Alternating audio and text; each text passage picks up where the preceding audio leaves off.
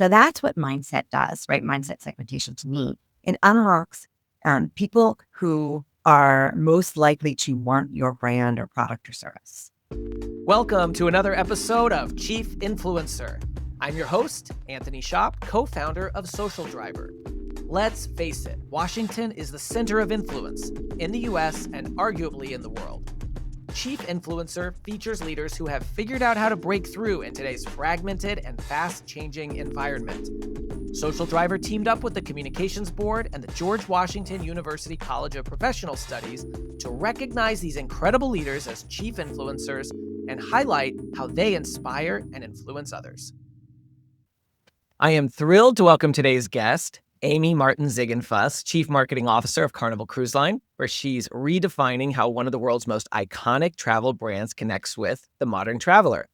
Before we dive in here, just a few things I think you should know about today's guest. Number one, Amy is charting a bold new course in travel marketing. At Carnival, she's leading the charge on audience-first strategy, celebrity partnerships, and data-driven campaigns that put joy, connection, and experience at the heart of cruising, reaching travelers where they are and inspiring them to come aboard. Second, she brings deep global brand expertise. Before joining Carnival, Amy held senior leadership roles at Hilton and Choice Hotels, where she launched new brands like Motto by Hilton, repositioned household names like Hampton, and led multicultural and international marketing across North America, EMEA, and APAC. And third, she leads with purpose and people. With more than 20 years in marketing, Amy is known for championing diversity of thought, mentoring rising leaders, and building inclusive teams that blend creativity with performance, grounded in her belief that brands grow when they connect emotionally and authentically. She's also a trusted voice in the future of travel and a proud advocate for expanding access to opportunities across the industry. And I must also add that she is a proud graduate of the George Washington University School of Business, where she also got her MBA. And of course, GW is our partner for Chief Influencer. Amy, you've been called a powerhouse for purpose-driven marketing, a connector of people, ideas, and cultures, and a guiding voice for what's next in travel. Today, we're proud to call you a Chief Influencer. Welcome. Thank you so much for having me. It's a pleasure to be here. Well, I'm really excited to dive into the conversation today. And I know when you and I have talked before, you've said that it's, your mission to reframe how people see cruising, especially those who have never been on a cruise, they've never considered it. And as we talk about this topic of influence today, I think there are many leaders that are trying to reframe the way people see their industry or their organization. And so it's going to be really interesting to see kind of what things we can learn from your world in travel and hospitality and relate to any of us. But let's just start, what do you think is the biggest myth about cruise travel today? And how are you helping to change or shape that story? Yeah. Interesting industry, because there are a lot of myths about cruising, and coming from hotels. Most people have experienced a hotel, so there aren't a lot of myths as such. Whereas with cruising, a lot of people believe that they'll be stuck on the ship. There's not enough to do. Maybe that it's super crowded, that it doesn't go anywhere, which is such a strange myth. And when you think of that, the fact that it literally moves. But I think, the thing that I really want people to know is that it really is a full vacation experience. You honestly, most of our guests say that they don't get a chance to do all the things they wanted to do on board, and even, in the places that we go during the cruise. And that's when we have a lot of return guests, because they come back to experience more of the ships or different ships in the fleet. And there really are, there's everything from dining to entertainment and shows to music, live music, to, rides, like slides and roller coasters, if those are your things, spas, pools. And that's just kind of scratching the surface. So there's activities that happen, all sorts of things. And then almost every morning, you're waking up in a different port. So you get to get off the ship and explore and come back on. So I think that's the thing that we're really trying to influence people to understand. And the way we're doing that is trying to capture more of that onboard experience and bring it to land. We do that in a bunch of different ways. Obviously, we capture that content and put it onto our channels in social and other places, YouTube, things like that. We work with influencers who help us to tell that story from their own perspective, right? Of course. And some of our influences are actually our own team members, like cruise directors, who better to tell that story, right? And help us to see what a day in the life is like, and someone who is living aboard and helping our guests to experience things. And then we also do things like activations at South by Southwest, Guy Fieri's Flavortown Tailgate, the Houston Livestock Show and Rodeo, where we bring a little bit of the experience on board to land and help people know what it's like. So those are just a few of the things that we do. And I love that, you're highlighting a few things like influencers and the way you connect with people, which we'll dive into soon. But again, like, someone who's maybe not even in travel at all, they may work in a nonprofit, they can kind of hear, oh, well, you know what, that's something we're dabbling with too. And there's some things that we can learn from how you all have been industry leaders in not only working with, paid influencers through partnerships, but creating your own influencers through your own team. But before we dive into that, I want to take kind of a step back to something that I think is really fascinating about how you approach marketing at Carnival, and something that so many of us can learn from. I have worked with many organizations over the years, and often the way we decide to market to our audience or segment our audience is sort of breaking down like demographic personas. We make assumptions based on how old someone is or, whether they have kids or not. But at Carnival, you really shifted toward mindset-based marketing, focusing on passions and behaviors and not just those demographics. And I think this is such an important thing for all of us to think about, no matter who we're trying to reach. So can you walk us through that approach and how it's changing the way that you connect with your customers, travelers? Yes, I think this is important for any company, association, any organization really to think about their constituents or customers this way. Because demographics, like you said, are limiting. You could have two different, let's call them families, who are similar ages, similar number of kids in the household, similar household income, look very similar demographically. But let's say one family are really into the outdoors and spending time with each other and in that space and doing activities like hiking and canoeing and whatever, those kinds of things, right? And the other family are really into, I don't know, like gaming and amusement parks, right? And so they're going to find like thrills and chills and all those experiences, both virtual and real. Those are two very different, right? Mindset or psychographic outlook, right? They're looking for very different things, even though demographically they might be exactly the same.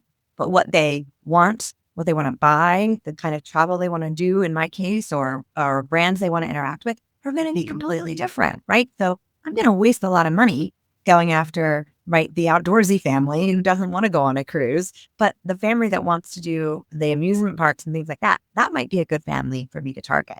So that's what mindset does, right? Mindset segmentation to me. It unlocks people who are most likely to want your brand or product or service. And that based on, a whole bunch of factors.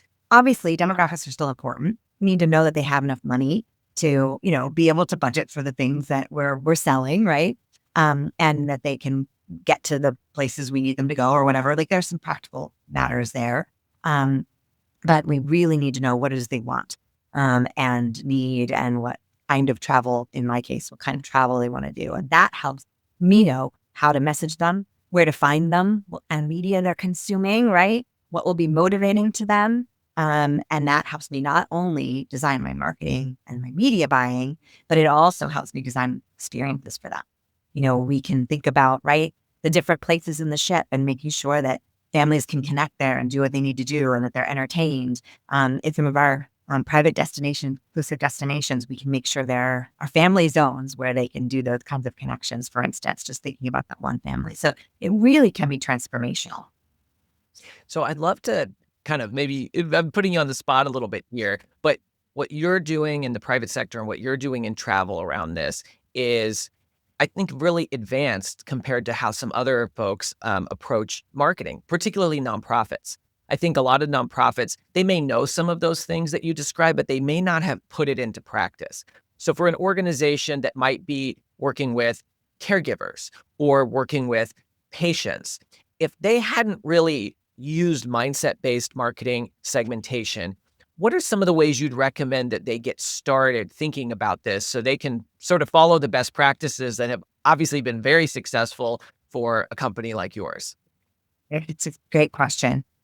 The sort of comprehensive way to do it is to commission a segmentation study that looks at the kind of market. The way we did it was we looked at the market of vacationers. So those people who are, take vacations, want to take vacations, those kinds of things. And then within that, we segmented those into different types of mindset groups, and they had demographic associated with them. And we also looked at our own customers to understand where there was overlap, excuse me, with those segments as well, to understand our customers of today and of tomorrow. So, a group like the one you described could take a start with their customers, right? And really look at the data within their customers and what they have on them. If they don't have psychographic kind of data there, it's not too difficult to do what's called append to a third-party data source. There's a lot of syndicated data out there, MRI, GWI are some of the ones that come to mind, who have a lot of those psychographic data points that you can then marry with your data to give you that layer. I mean, there is of course a cost to that, but it's not a massive cost. It's not a custom study. So that's one way you could do it. And from there, you could extrapolate and maybe go find lookalikes right out there in the world if you couldn't commission a full segmentation study. So that data is so important. And it's a good reminder that, we all have data, right? CRM data or other data, and using that data and, matching it or appending it with other industry data can really unlock insights that can drive results. Yeah, well said.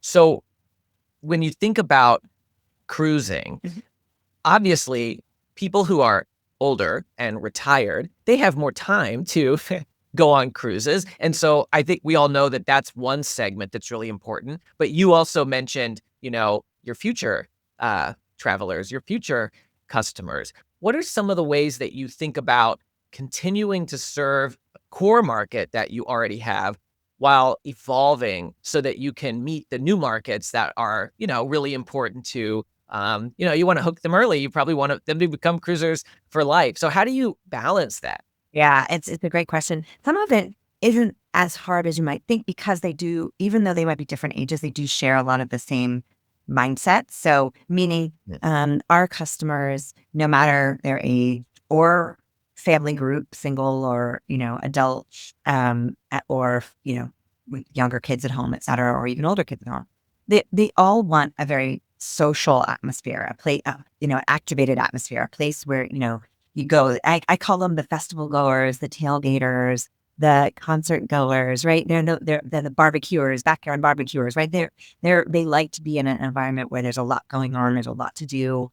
They may not always be the center of it, but they want to be kind of around that. So it makes it a little easier because you can evolve with that in mind. You might still need to think about then within that, what about for young kids? What do we need to do for them? What are there areas we need to make sure that there are adult-only quiet areas for those who are not interested in being around little ones when they're not traveling with maybe their multi-gen family. So you can think about it that way, but it doesn't mean like you have to segment so much by life stage, if you see what I mean, but you take that into account.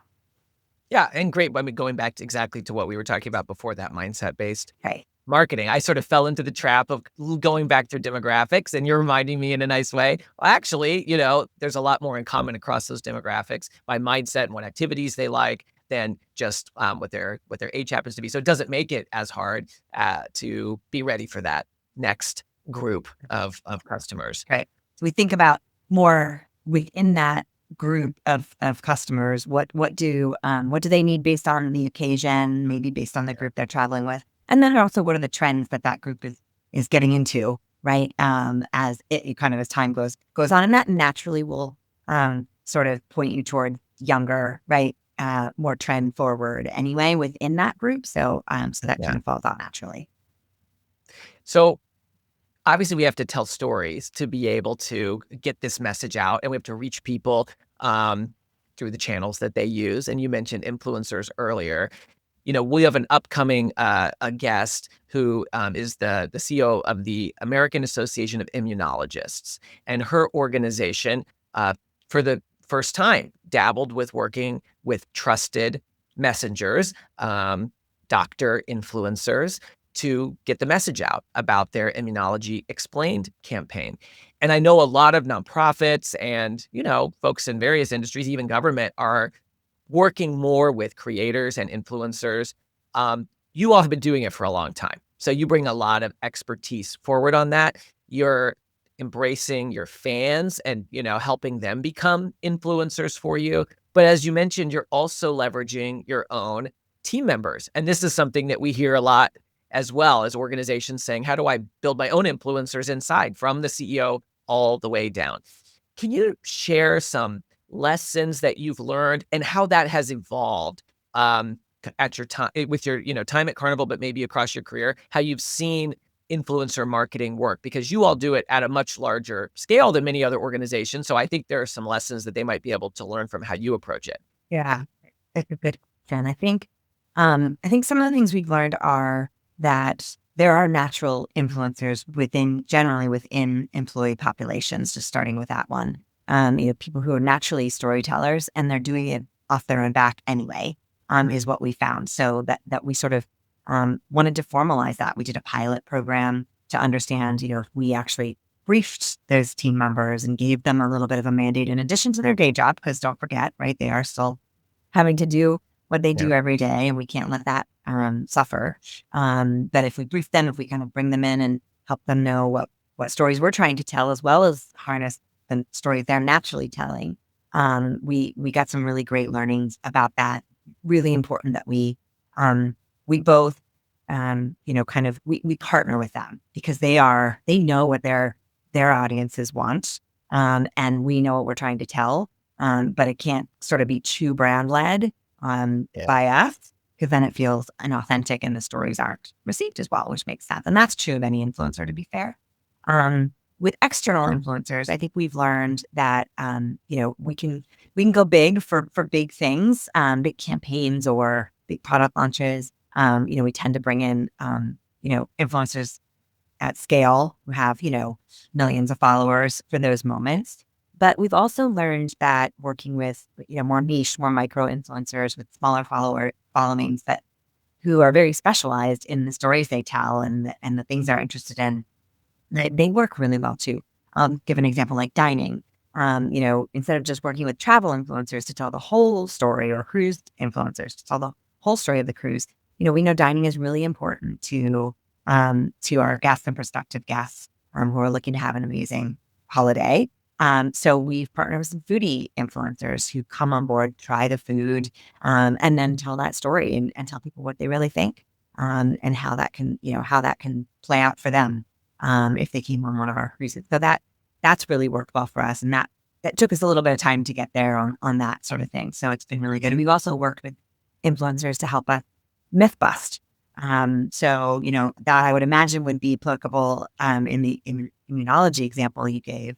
Right. So people who are like, no, it doesn't cost that much to actually go on a cruise, or it's not, boring, or, your idea that there's not enough to do isn't true. Let me show you all the things you can do. So, those kinds of things can be really powerful too.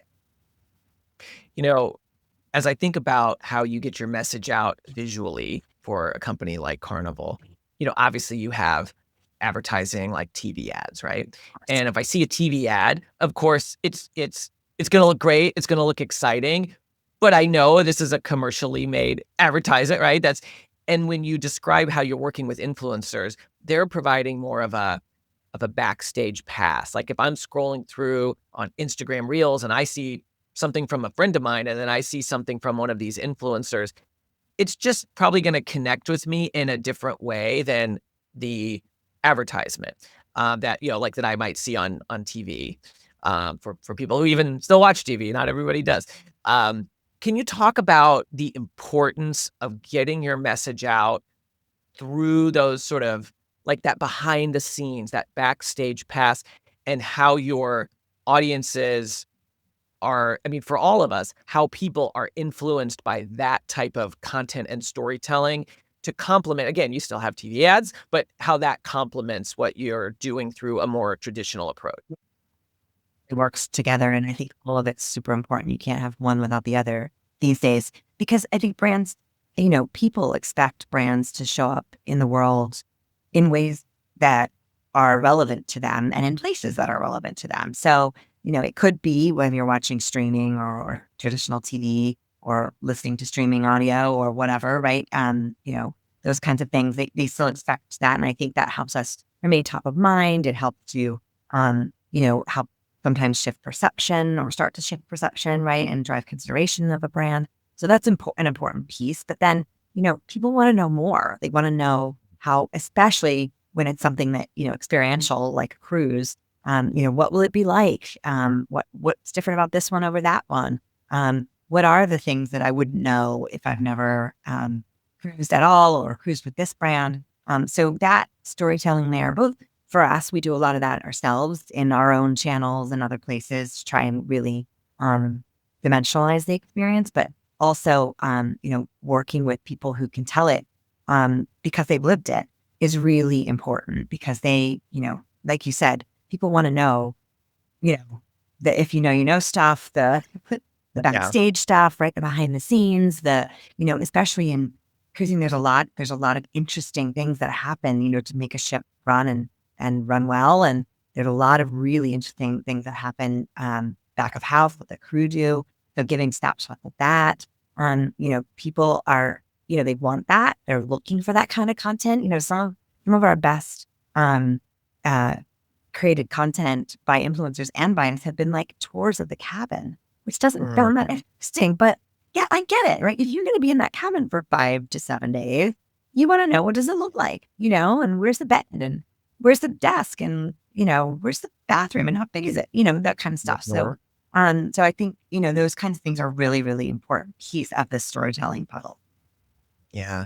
And I mean, there are things that you can do through like let's say a TV ad. You can show an aerial shot of a ship that, a regular person can't do, but you're not going to run a TV ad that's going to go through every nuance of a cabin and say, oh, I brought this luggage because this is, I like the way this opens because obviously, it's probably going to be a more compact space than you have at home or something like that. And so there's different places. And I like how you said that type of content allows you to go deeper.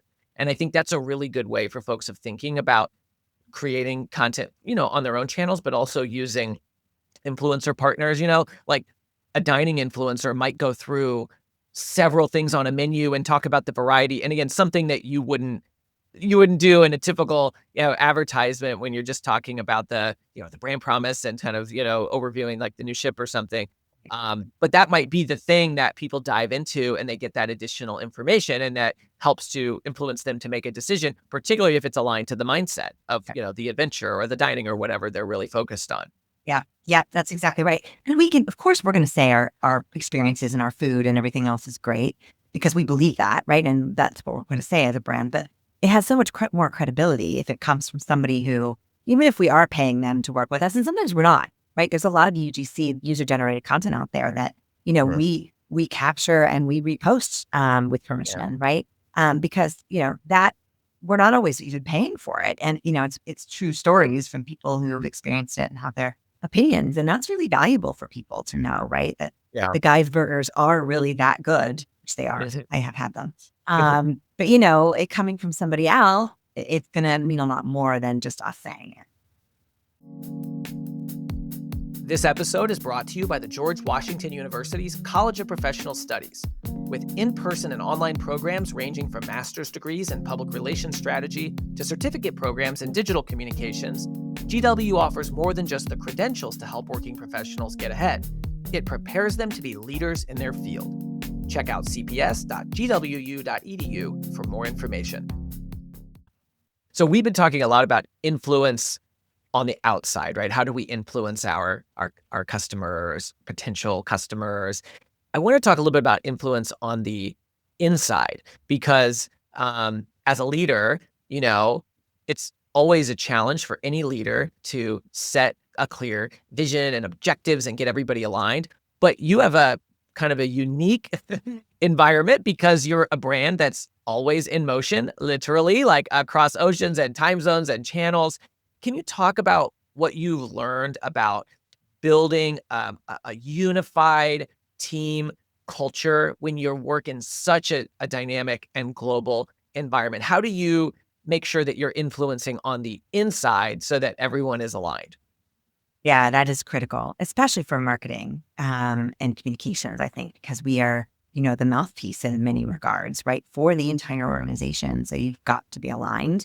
We've made some mistakes. I'll give a little example in a one case where we found out that people love to I'm not even going to say the ingredient because I don't want to further the myth, but they like to add something to one of our desserts, and we thought, oh, how fun! This is a true guest behavior, and let's put it on social. But we didn't align with the food and beverage team, and so after we did that, then they had this run on people asking an ingredient, and they couldn't fulfill that request. So we, in our desire to storytell, we got that one wrong because we didn't align internally. So it's really important to start with that internal alignment. And what we do is, everybody from me throughout my organization, we meet with those operational teams, the other teams that are responsible for product design, for entertainment, for food and beverage, for housekeeping and hotel, all of those things. We have regular conversations with them. We make sure we're aligned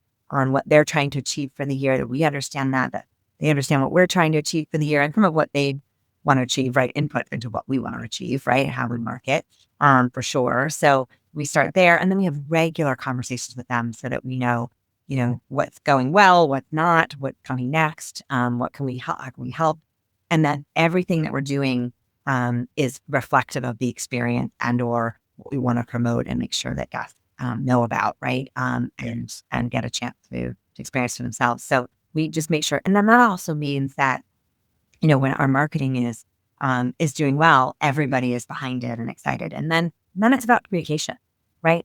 Making sure the frontline team members, the crew on board all the ships and their leadership are aware. So we do regular touch bases with them and our sales teams and all of that. And, I sail and so do my team members, and we meet with the teams on board to give them updates and hear from them and all of those things. So it's a feedback loop constantly. So that's some of what we do. I love that example about, the ingredient, and you'll have to tell me later. I know we don't want to promote it too much, but it reminded me of an episode that we had. We featured Gail Ayala Taylor from Dartmouth, teaches marketing as part of an executive program there. And she said, marketing is really all about making promises and keeping promises.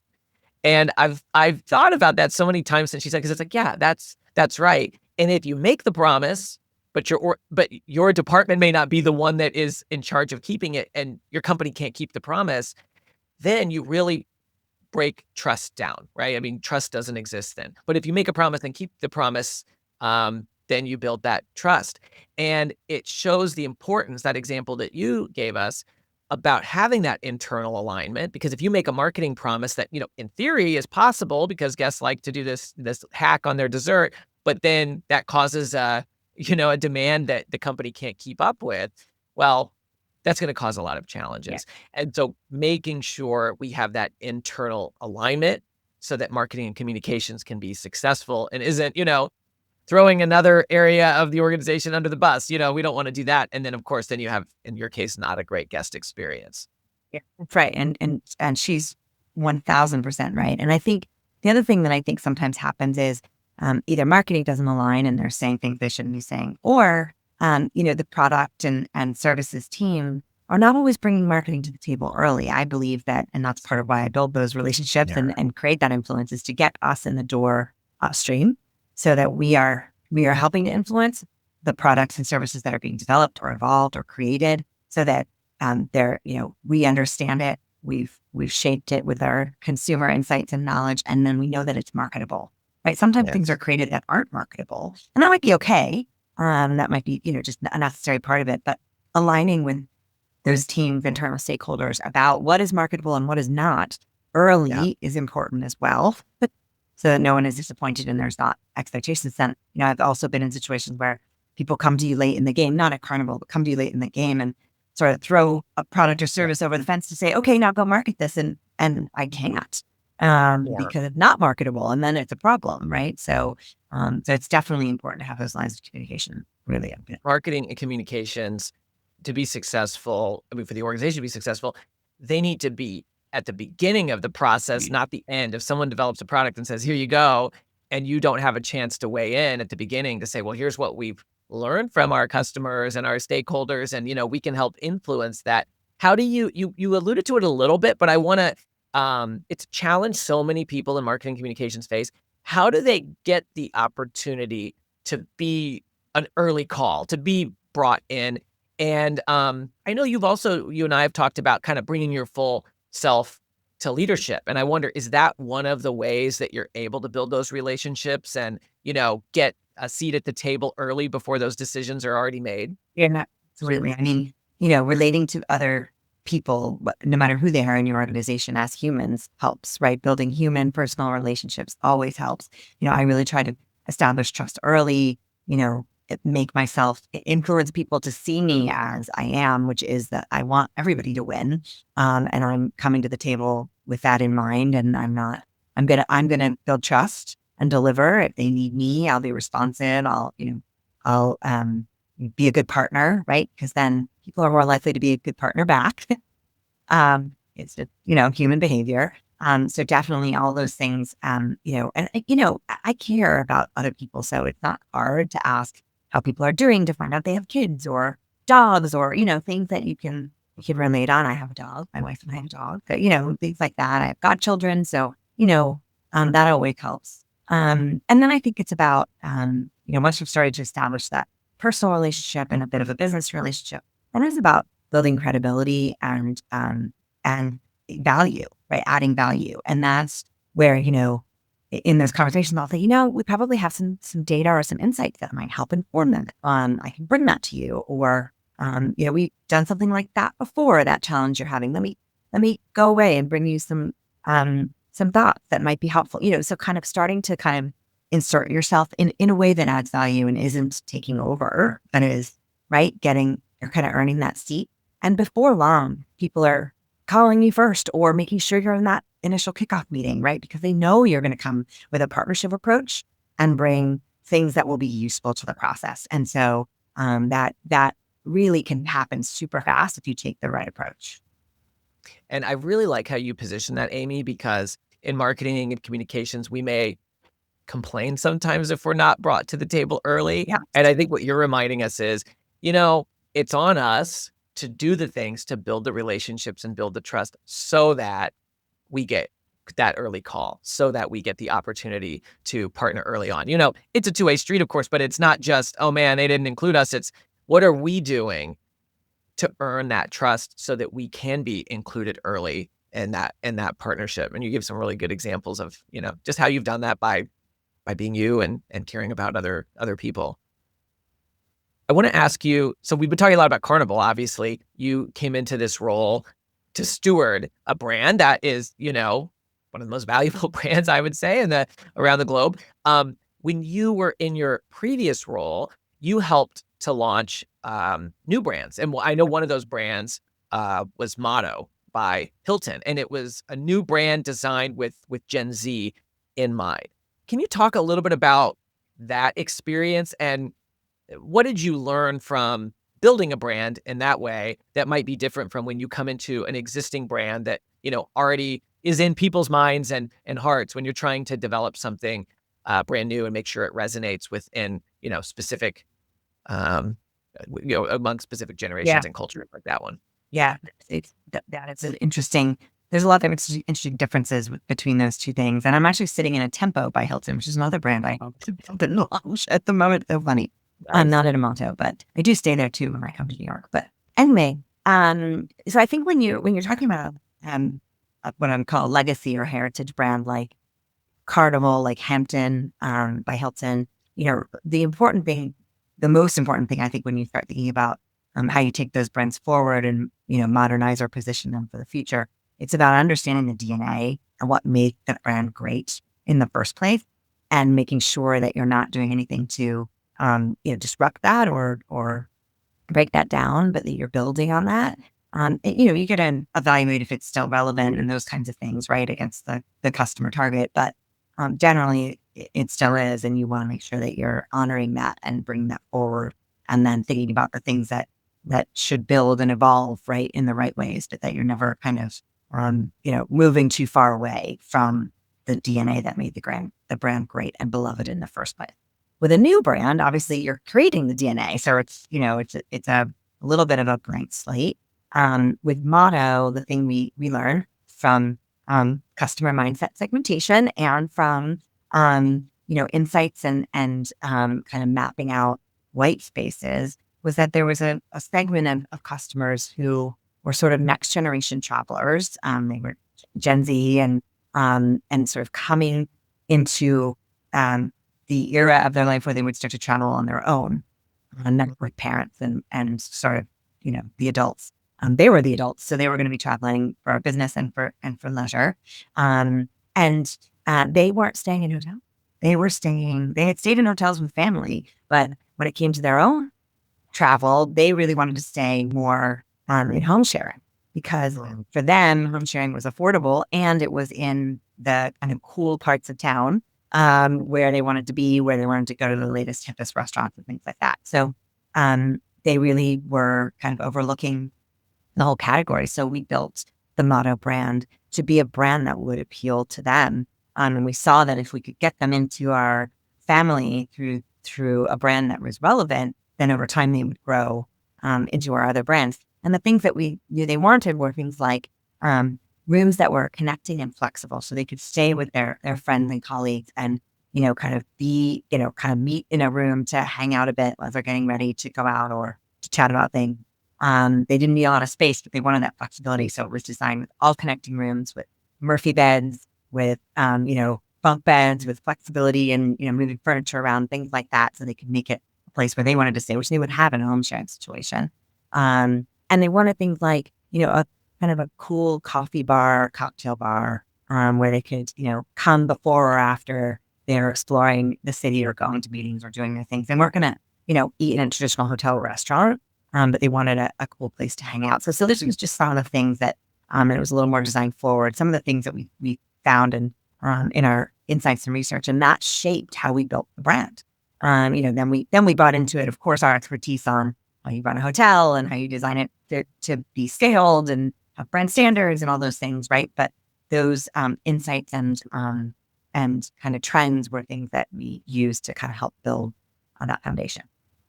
So let me ask you a question about that. That's I've never stayed at a Motto, so I wasn't familiar with sort of some of that layout that you described and that flexibility. And we have an episode coming up that we just recorded with Dr. Paul Lawrence from the VA. He's the deputy secretary there, and we talked about the challenge of when you have great benefits available, great programs available, but the people who need them just don't even know about them, And so you have to figure out, how do I reach people with this message and how do I reach them at the right time? Because if they don't need it at that moment, it might be more difficult for it to sink in. When you launch a new product like this, that is very different from what people would think of, as a hotel, as a Hilton brand. How do you influence the right people, Gen Z in that case, to make sure they even know it's available? Because if they're not going online to, a hotel aggregator, maybe the same way, because maybe they are using a home sharing or something. What are some of the ways that you make sure you influence people, particularly when you're launching something new? Because that could be a new VA program, that could be an association that launches a new membership benefit, that could be a hotel, and hospitality brand that launches a new brand like Motto. What have you learned about getting that in front of the right people at the right time? I think, the targeting we've talked about, the segmentation helps a lot, right? You built a view of who they are, what they like, what media they consume, where they're spending their time, what other brands they buy, love, spend time with, drive, whatever. So you have a good kind of starting place, right, of where to go find them. And that can be, through paid media. It can be through building lookalikes. It can be through partnering with other brands, like I mentioned, that we know they already know and love, and helping that's a very cost-effective way to reach their audiences, right, through kind of non-traditional or not necessarily paid media, right? So that could be maybe interesting for some of the organizations you mentioned. Influencers, obviously, we've already talked about them, but that's a great way, certainly to get the word out. In the case where we were looking at with Motto, it was also looking at the kinds of businesses they were in, the kind of jobs they were in, and targeting some of those, right? If they were a lot of consultants, right? You can actually go to those consultants and let them know about this new offering. So, I think you've got to start with that foundational knowledge of who and where they are and what they're doing, and then you can really build from there. Yeah, and I can imagine that backstage pass, behind the scenes content working really well for a brand like Motto, because you can show how, like, look, I traveled with my friends and we got connecting, and you can maybe give a little bit more of the behind the scenes than would be possible through a magazine ad or something. It just might be harder to convey that storytelling. So I think it's just such a good reminder to us that really being able to go deeper and understand how you can influence people by aligning with their mindset is just, we've all probably done it a little bit, but it just makes me think of more and more ways that we can do it. And I just love that insight from this conversation. I want to also just take a moment to ask you about, you earned your MBA from GW, which we said earlier, and GW is a wonderful partner that makes Chief Influencer possible. And I'm fortunate that I also earned my MBA from GW. How did that experience shape your thinking and, the way you approach marketing, but also just the kind of leader that you've become in your industry? Yeah, it was formational for me, really. I mean, I had never studied business or economics, and I sort of ended up working in an agency post undergrad. And, that was a great experience. But I realized I loved marketing and I didn't really know much about how marketing fit into the business mix. So the business school at George Washington and the MBA program really helped fill that for me. So I, got my grounding in all the foundational, core competencies that are part of an MBA, and really then specialized as well in marketing, international marketing, consumer behavior. And so really got some amazing competencies and knowledge that I needed to enable me to then go into businesses and help them build strong marketing programs. And also, there was a lot I learned about influence while I was there, right? You're working in within a cohort, and you're working in there's a lot of group work, as right? In an MBA program, and you have to, influence the thinking of the group. You have to be able to, figure out what roles everyone's going to have and how to think about, the business problems and cases that you're working on. So there was a lot of, kind of foundational leadership, I think, skills that I learned as well. And there are a lot of ambitious people on these in these programs, right? So they're challenging to find your voice and make it count. So I think it was really good training. That's great. And I think one thing that's come through in this conversation that really reflects what you just said about GW is that that people first approach. Yeah. Marketing is, of course, all about people. We need the data, of course we need the data, but if we are just looking at data and we're not remembering people and the perspectives that they bring, the mindsets, as we spoke about, then, hard to be successful. So obviously that's a great lesson you've applied across your career. I want to close just with a question I'm always interested in asking our guests. Of course, Chief Influencer is all about influence and how leaders use influence to shape culture and connection and conversation, drive business goals.